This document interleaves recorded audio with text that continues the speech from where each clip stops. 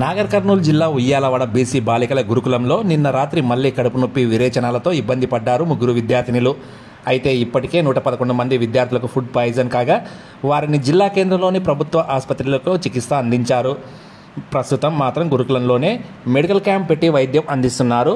డాక్టర్లు ఎప్పుడు ఏం జరుగుతుందో తెలియని అయోమయంలో ఉన్న పిల్లల తల్లిదండ్రులు గురుకులంలోని విద్యార్థినులను ఇళ్లకు తీసుకెళ్తున్నారు. మీడియా ప్రతినిధులను లోనికి అనుమతించకుండా లోపలి విషయాలు బయటికి పొక్కకుండా పాఠశాల సిబ్బంది జాగ్రత్త పడుతున్నారని సమాచారం.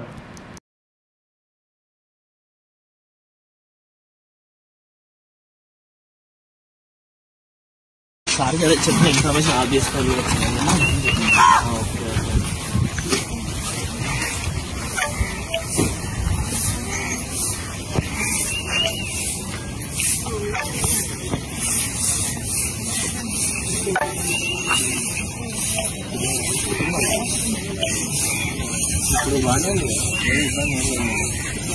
ఏమి ఇబ్బంది లేదు. అంటే ఫస్ట్ అయితే ఏం ఇబ్బంది ఏం లేదు.